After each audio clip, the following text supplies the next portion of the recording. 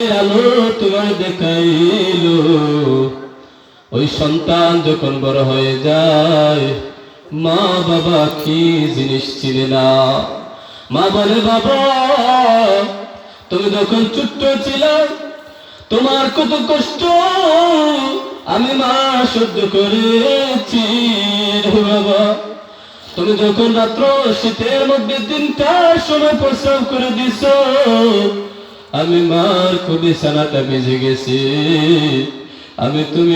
আমি মা তুমি বাবাকে ঠান্ডা বিছানায় ঘুমাতে দেই না, আমি মায়ের বুকের মধ্যে তোমার বিছানা করে দিছি। আজকে যখন সন্তান মা বাবার অবাধ্য হয়, মা বাবাকে কষ্ট দেয়, মা বাবাকে গালি দেয়, ওই সন্তানগুলি কবরের মধ্যে এইভাবে জাহান্নামের আগুনে জ্বলবে। ওই সন্তানগুলি কবরের মধ্যে 99টা সাপ ওই সন্তানকে ধ্বংস করবে। বাবার আজকে যদি মা বাবার খেদমত করে যেতে পারেন, নামাজটা ঠিক করে যেতে পারেন, নামাজটা কায়েম করে যেতে পারেন, ওই সাপ আপনার কিছু করবে না, ওই আগুন আপনাকে কিছু করবে না। ওই কবরের যত ধরনের আযাব আছে, আপনার সমস্ত আযাব আমার আল্লাহ রাব্বুল আলামিন ক্ষমা করে দেবেন। যেমন সুবহানাল্লাহ।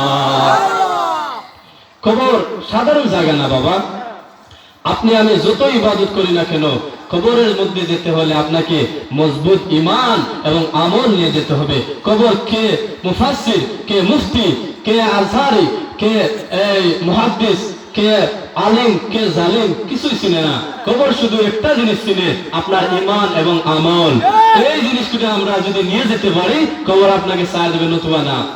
আপনারা কি হযরত ফাতিমা রাদিয়াল্লাহু তাআলা আনহার নাম শুনছেন না? কে ছিলেন ফাতিমা রাদিয়াল্লাহু তাআলা আনহা? কে ছিলেন? আল্লাহ রাসূলের মেয়ে ছিলেন, সবচেয়ে আদরের মেয়ে ছিলেন, এবং হযরত আলী রাদিয়াল্লাহু তাআলা আনহুর স্ত্রী ছিলেন।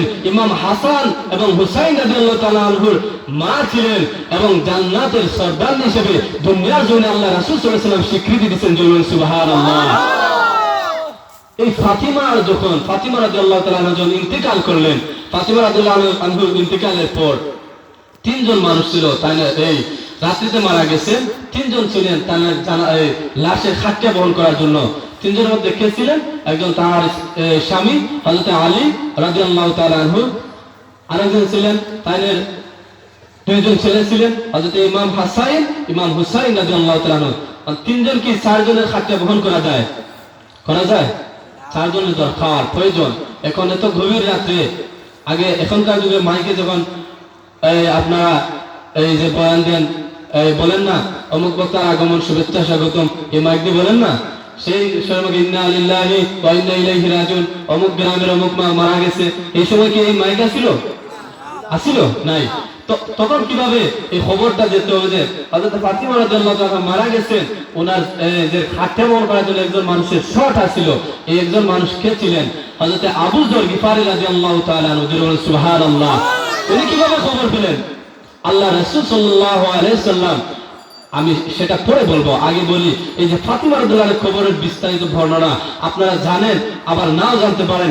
এই জিনিস থেকে আমাদের শিখতে হবে যে কবর আপনি আলিম, কবর আপনি মুফাসসির, কবর আপনি মুহাদ্দিস, কবর আপনি একমার এক সন্তান, আপনি ধনী, আপনি বাদশা, আপনি মিসকিন, এটা কিছুই তো আপনার কবরে চিনবে। ঠিক কিনা? কবরে কি চিনে? একমাত্র ঈমান এবং আমল চিনবে। কিভাবে? ফাতিমা রাদিয়াল্লাহু তাআলা আনহা যখন মারা গেলেন, তখন তিনি এই আলী রাদিয়াল্লাহু বিপদে পড়ে গেলেন। 3জন মানুষ খাটে বহন করার মতো কেউ নাই। দেখা গেছে হযরত আবু যর গিফারি রাদিয়াল্লাহু তাআলা আল্লাহর রাসূলের খুব প্রিয় সাহাবী ছিলেন। উনি আসছেন, 3জনে খাটে বহন করে কবরের মধ্যে নিয়ে গেছেন। এবার আবু যর গিফারি রাদিয়াল্লাহু তাআলা আনহু কবরকে প্রশ্ন করলেন, রে কবর, তোমার মধ্যে এমন এক মাইয়িতকে আমি রাখতে যাচ্ছি। রে কবর, এই ব্যক্তি কোনো সাধারণ ব্যক্তি নয়, এই মহিলা কোনো সাধারণ মহিলা নয়, এই মানুষ কোনো সাধারণ মানুষ নয়। রে কবর, ইনি হচ্ছেন হযরত ফাতিমা রাদিয়াল্লাহু তাআলা আনহা। কবর কোনো জবাব দেয় না। এবার আবু যর গিফারী রাদিয়াল্লাহু তাআলা বলছেন, রে কবর তুমি কি চিনো? ইনি হচ্ছেন দু জাহানের বাদশা সাইয়্যিদুল মুরসালিন খাতামুন নবীয়্যিন রাহমাতাল লিল আলামিন জনাবে মুহাম্মদুর রাসূলুল্লাহ সাল্লাল্লাহু আলাইহি সাল্লামের আদরে কন্যা মা ফাতিমা। এবার কবর কোনো জবাব দেয় না। তিনি আবার প্রশ্ন করেন, ও কবর তুমি কি চিনো না? ইনি হচ্ছেন জান্নাতের মহিলাদের সরদারনি। এবার কবর কোনো জবাব দেয় না। তিনি আবার ডাক দিয়া বলেন, রে কবর ইনি হচ্ছেন জান্নাতের সরদার ইমাম হাসান হুসাইন রাদিয়াল্লাহু তাআলা আনহুর মা। কবর কোনো জবাব দেয় না। তিনি আবার ডাক দিয়ে বলেন, রে কবর তুমি কি চিনো না?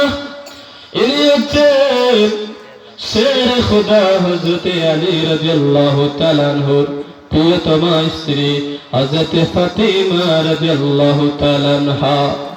এবার কবর কোনো উত্তর দেয় না। এবার কবর আল্লাহর কাছে ফরিয়াদ করে, আল্লাহ তাআওয়াজ তুলে বলেন না, আল্লাহ আল্লাহ, আর জোরে আল্লাহ। একটা জিকির করে নেই, আল্লাহ আল্লাহ আল্লাহ আল্লাহ আল্লাহ আল্লাহ